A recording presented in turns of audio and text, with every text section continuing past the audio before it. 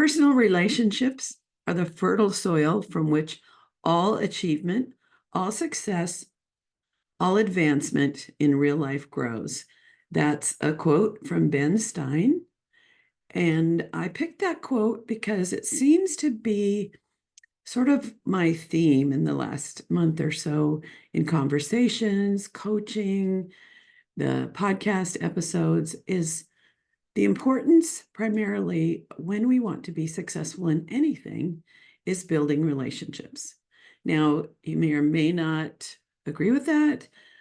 If push comes to shove, there might be some places where you can prove me wrong, but in a particular small business where we are growing our client base, we're asking others to invest in us, that connection that we make with people is primary.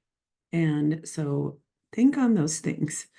And hello, welcome back to The Profitable Photographer. And I'm still Luci Dumas, if I can pronounce my name right. And today I'm going to finish my 3-part series on 10 big ideas for marketing wedding and portrait photography in the real world. You can use these for other things, I'm sure, especially the last one, so pay attention to that. And be sure that you go to lucidumascoaching.com, scroll to the bottom of the homepage, and sign up for the ebook that I have written called 10 Big Ideas for Marketing in the Real World. So let's get started on number 7. So I suggest that you go back and listen to the other 2 just to refresh. And I will give you just a couple. I'm going to scroll through here just to remind you.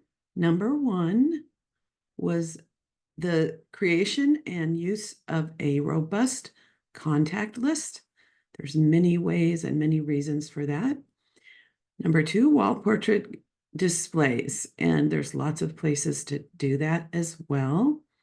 3 is creating alliances, partners that you refer, they refer you, you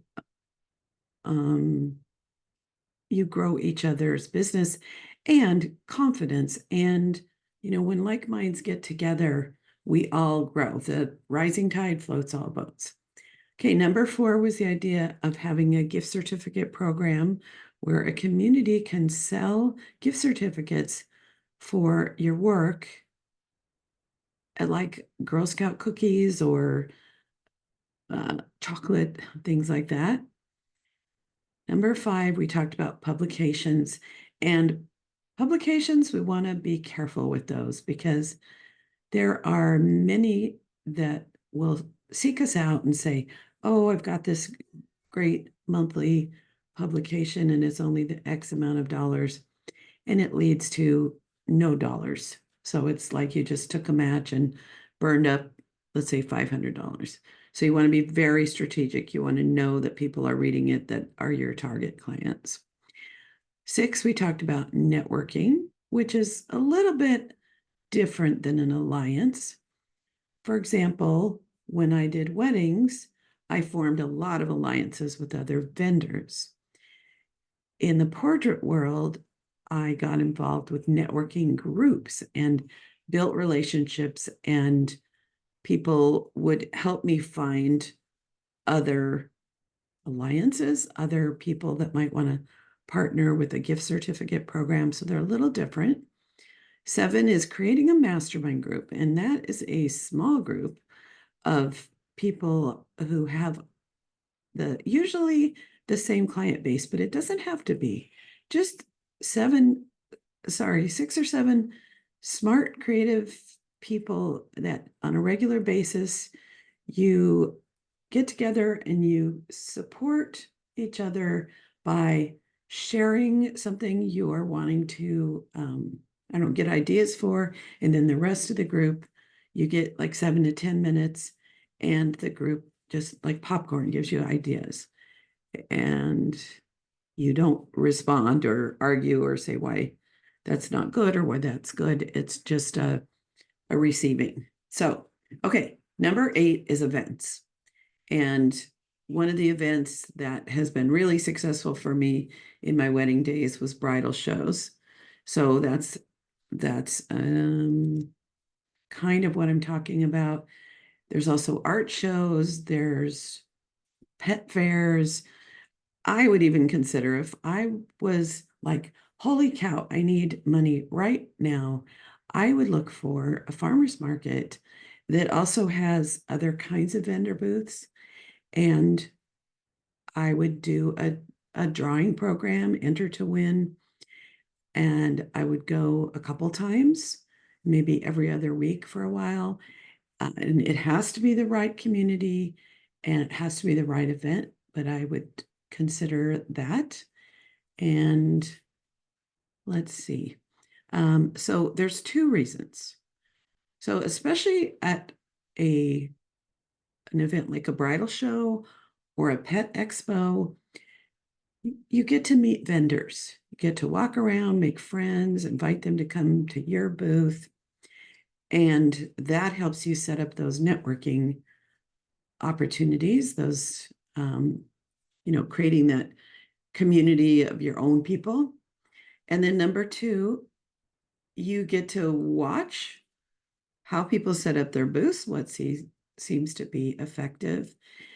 And then, of course, number 3 is, and this is something that's not included in my little book, but the enter to win opportunity where you, for me, I set up a 16 by 20 and it says enter to win a 16 by 20. This is not usually for a wedding venue. And I have a nice application sheet that has some key questions that are kind of fun to get to know people and get them kind of knowing my brand with the questions. They're kind of quirky and fun, short. And then anybody that looks like a good prospect wins at least a gift certificate for a session and a certain amount of money to spend in printed products. And that usually covers enough to buy 1 8 by 10 and a little bit extra. And I just want to caution you always when you're doing any kind of a giveaway or a charity auction that you don't put it's 4 and 8 by 10. You don't get people locked into that size. Okay, so and I do just randomly draw the one for the bigger prize. So some things about setting up a booth. You want to have it be clearly branded. And what I mean by that is you want to have colors and possibly a rug and drapes over a table and things that go with your style that communicate a clear picture of you in a memorable way. You want it to be less is more and bigger is better. So that's my mantra.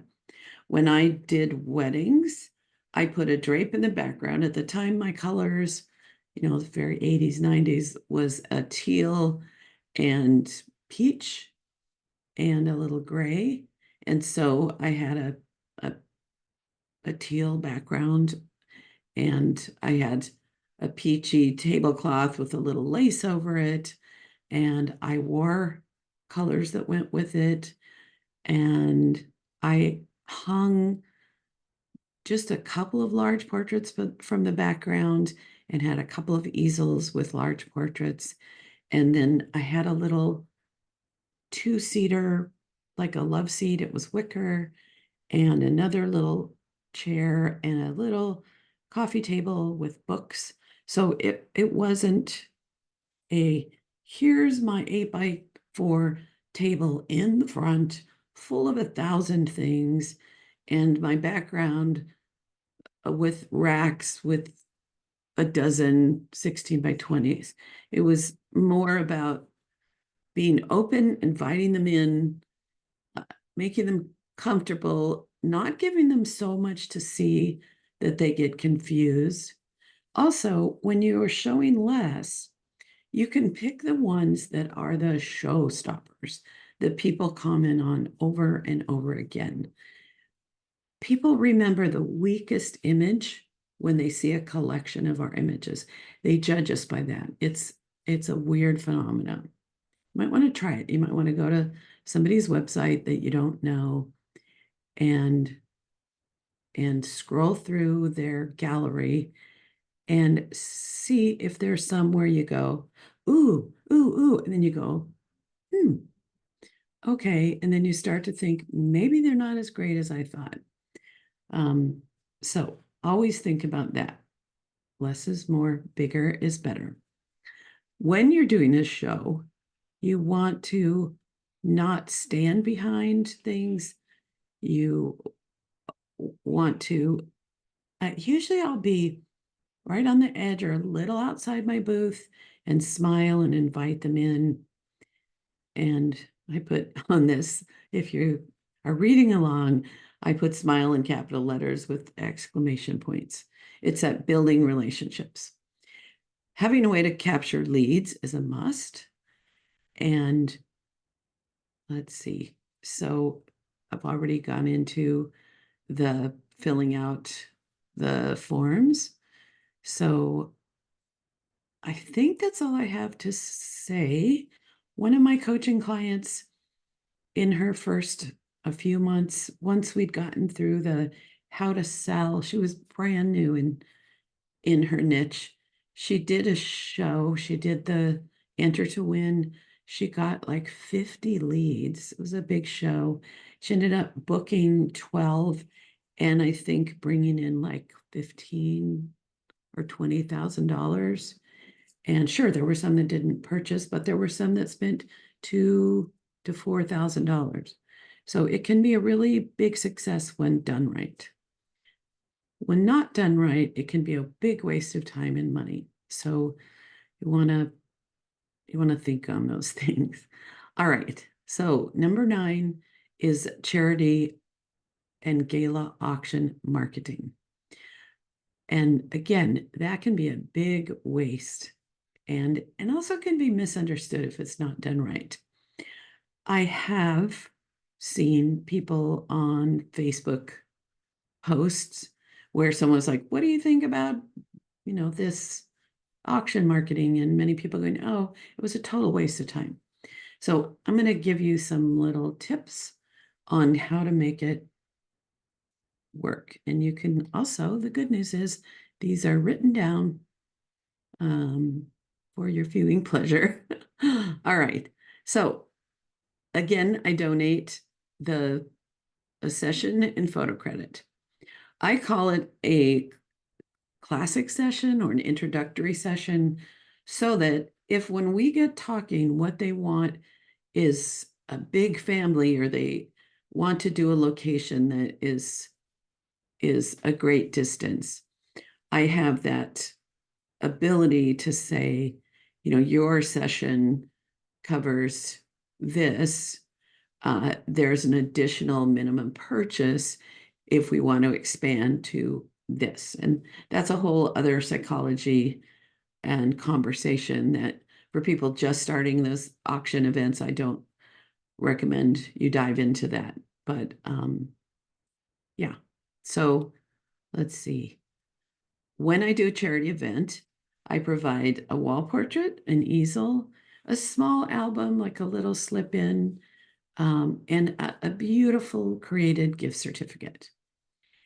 Some policies. I only do charity events when there's 2 photographers other than me or less. When there's a gazillion, it's really hard to win. And sometimes if somebody wants a session, they'll bid on all of them and maybe win more than one. And that is a problem. Okay, I don't do small events unless they're really targeted and I can attend. And the ticket price is high. in those, if I can get in the live auction and there's mostly women, at least 50%, but more than that, that has potential. With any of them, the ticket price has to be high. And there is a minimum bid I always require. Now, it's tricky because if you go too high, people don't put that minimum bid, even though when they get into, bidding wars, they'll go that high. So let's say the gift certificate is a $500 value. I might have a minimum bid of 100 or 75. And it just gets people going. And I don't want to know what it ultimately goes for, as long as I know it uh, went for at least the minimum. All right. And I require the organization to display the wall portrait on the nice easel. If they're like, well, we don't have space for that, then I think, well, I don't have time and energy to do this. Because if they don't see my work big, they're not going to bid high, or they're not going to be ideal clients. And it also tells me that the organization potentially, their thoughts are what's in it for us. And I love to be involved with organizations that support the vendors that support them. The certificate is not transferable.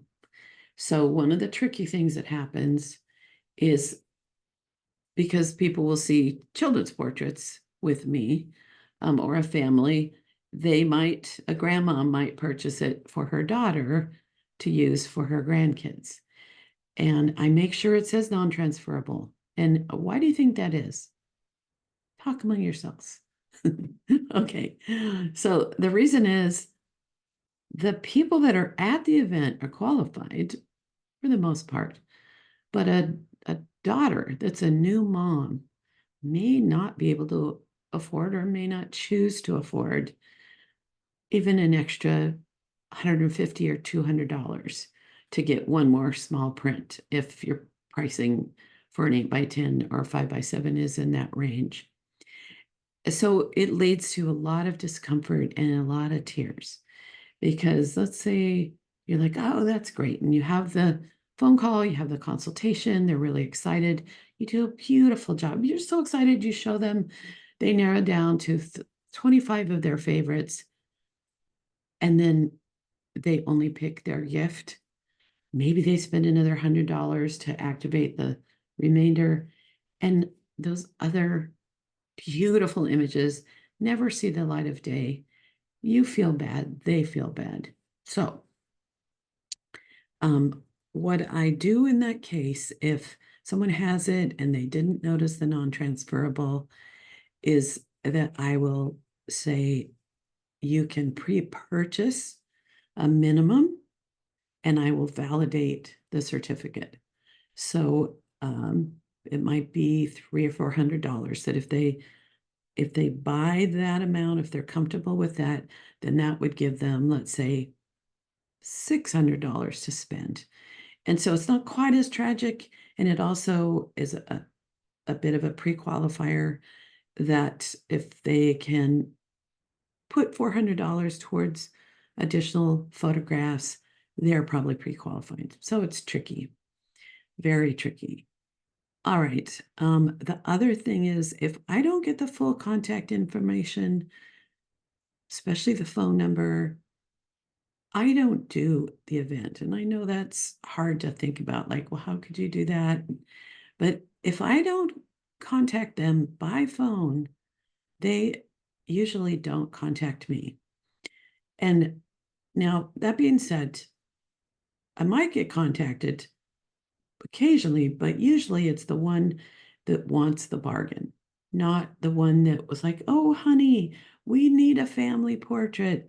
Come on, let's bid on that. And they have a glass of wine or two and they win, and they kind of don't remember, they wanted it at the time. And then when I call, they're like, oh my gosh, I'm so happy you called. We lost the certificate, so we didn't know if it was valid. And it, it starts that relationship. Again, going back to our quote, starts the relationship. All right.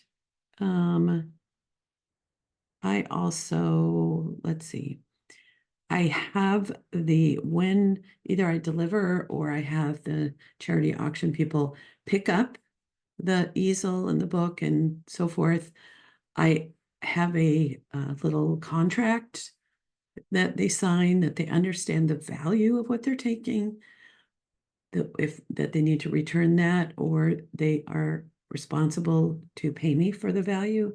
If I don't get it back, that never happens, but I just want them to know.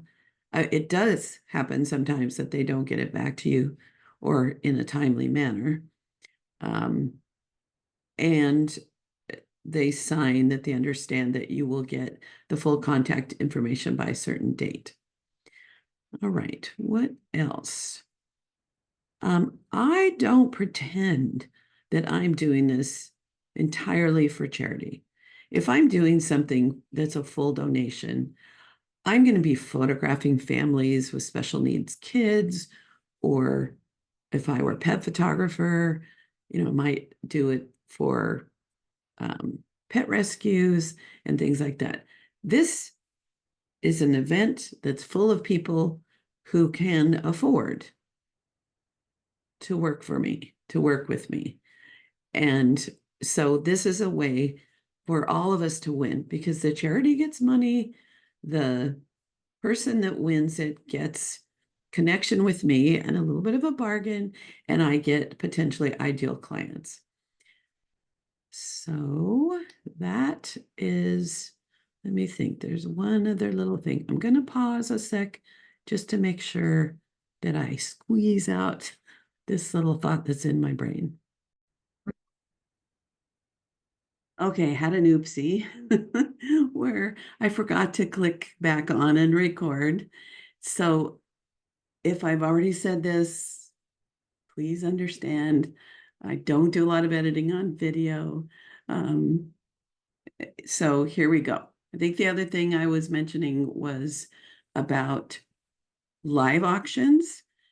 If we donate a large prize, and it should be one thing only, not like a $1,500 gift certificate where they can buy, $1,500 worth of small prints or a book, but one big portrait.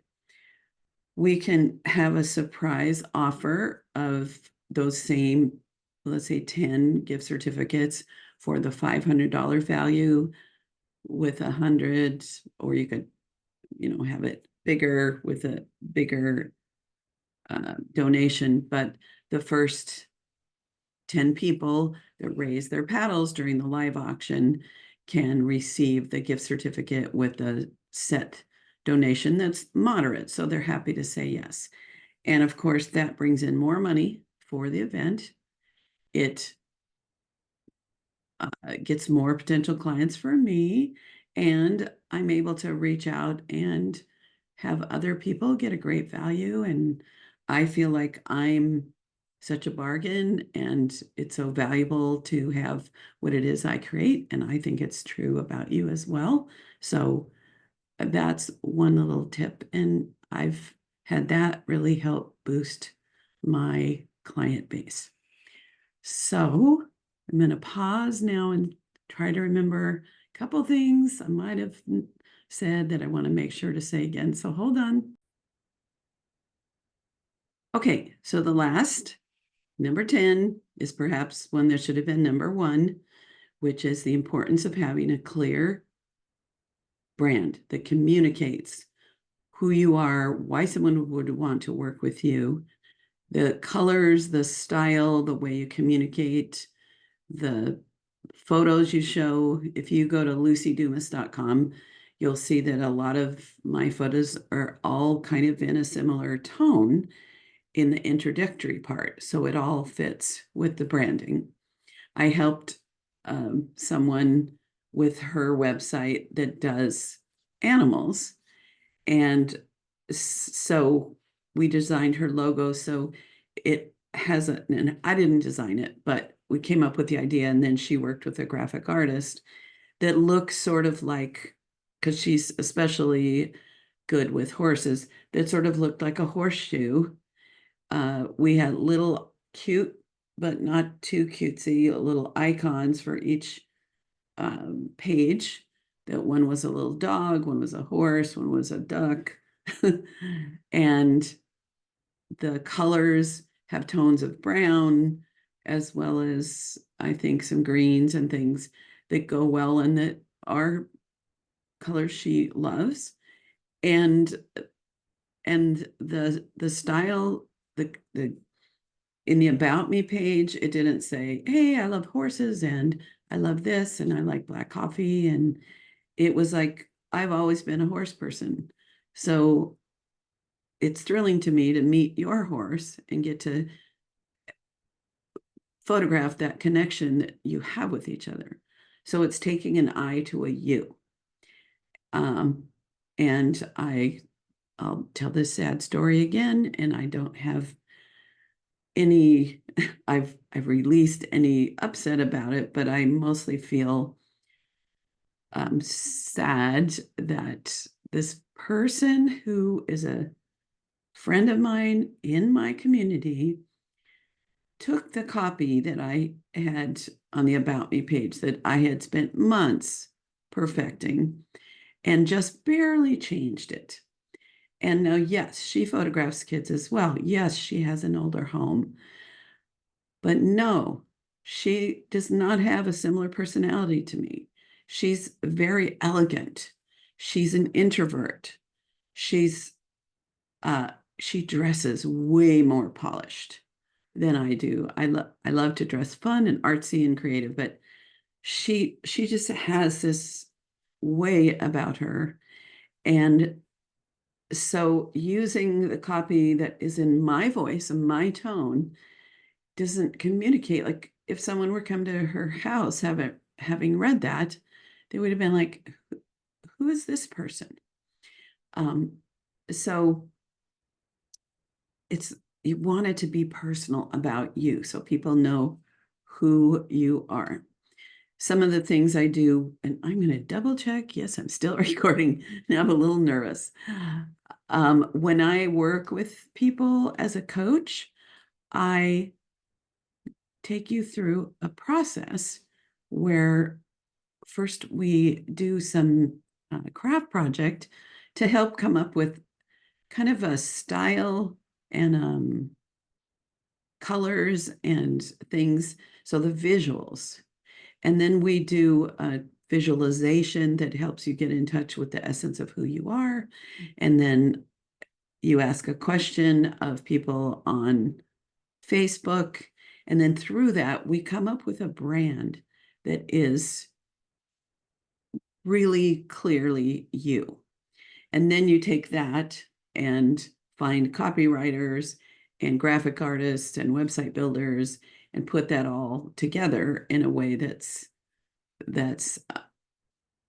one of a kind and fits you. And the thing I've seen when I've taken people through this process is it also builds their confidence. When I went through the process, it built my confidence. The more we know who we are and how we impact the world, and we allow our authentic selves to come through, I don't know, the better we feel about ourselves and our lives, and we attract those people that are attracted to who we are. So that's it for today. And I hope you've enjoyed this 3-part series. If you didn't listen to the first 2, I invite you to do that. And just know how much I appreciate you. And I love to know that you're listening and what you value. So please get in touch. Well, I don't mean to beg, but anyway, it just means a lot to me when I hear that there are people who value the efforts to support you in the strongest ways I possibly can. And so that's it for now, and have an awesome summer. Hope you have great vacations planned, or if it's another season, I hope you're remembering some great vacations. and that you're just thriving like crazy. Okay, ta-ta for now.